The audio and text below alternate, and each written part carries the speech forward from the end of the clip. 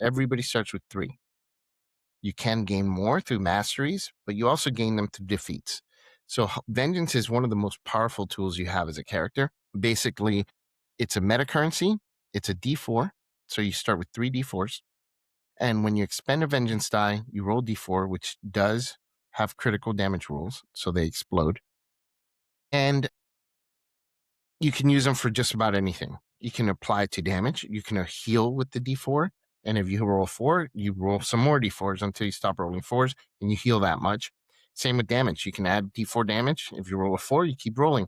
And so it can really impact a round or a combat. In addition to that, you can expend a die. Instead of rolling it, you just expend it and move an additional 30 feet on your round. Mobility is super helpful in this game because everyone just has the one action. You can also expend it to remove a condition. Also super beneficial. There are some conditions that can really cripple you, and expending a vengeance die just completely removes the condition. And the fantasy for this is basically just like in those movies that you mentioned earlier, Kill Bill and John Wick and all those vengeance films. Man, these characters, they go through things that you would think would kill a normal person, right? In Kill Bill, the bride in the very beginning, sorry to spoil it for whoever hasn't seen the movie, she is basically killed, but she comes back and she makes a list and she comes back with a vengeance. And when she goes to exert her retribution on these people, some of them are ready for her and they really fuck her up, right? And you think she's done for, you think she's dead, but then she keeps coming back stronger than before, right? Same with John Wick. You know, they think they've killed him and he just comes back angrier and stronger. And that's what these vengeance dice represent, is those moments where you think the hero is dead, but now they come back one more time with even more fury to enact their revenge on their enemies or their targets. Yeah, it's awesome. It's like like Crank, right? Crank. Yeah, with the movie Jason Crank. Statham, Yeah. where he's like, they hit him with sedatives and like tranquilizers, and he's like, Electricity. just pushes, electricity, and just keeps pushing. It's a really cool mechanic because it brings that cinematic feel that you were going for, and especially in vengeance style movies and revenge stories, where I can just picture somebody like the Hulk or Bruce Banner. They shoot him with the big tranquilizers, and they hit him with enough of a dose to kill a freaking elephant, and stumbles, falls, and then they shoot him with another one, but then he puts a knee up and then stands up and just keeps like pushing through, slowly pushes through it, just to go after this person that has ticked him off so bad.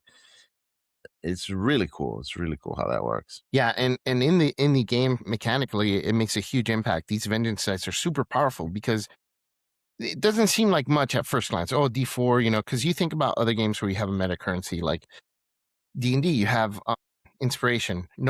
People forget they have it. No one uses it. It gives you advantage on a roll, whatever, right? I think 5.5 did inspiration slightly different, but in the end, it still works almost the same way.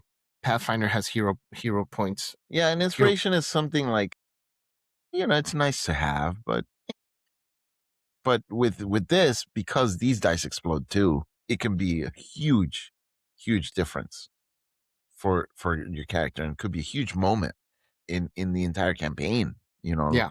So yeah. So for example, or Pathfinder's hero points is the same thing. It's just inspiration basically, but you get 3 of them. So it's just advantage, right? So if you have inspiration and you roll D20, first of all, the way it originally was, you had to declare it before you roll. No one played that way. Everyone plays like you roll, and if you roll bad, you go, I'm using inspiration. It's not supposed to be how that's played. By the rules, inspiration, you declare it before you roll, which sucks because you could have rolled well and you just wasted your inspiration, right? You have no way of knowing. So you're just boosting your chances of rolling well. yeah, But you still could roll bad on both dice, right? You could roll a 5 and a 6, and then there goes your inspiration. Oh, well, that did a lot, right? Whereas in this game, because it's so versatile, and because there's no attack roll, you always hit. So it's always going to help you. Even if you roll a 1, it's still an additional point that you're doing. And things don't have a tremendous amount of health here. In this game, the average creature has less than 20 health. So 1 extra point is still good. But not just that. You can expend the vengeance to end a condition. There's no roll. It just ends.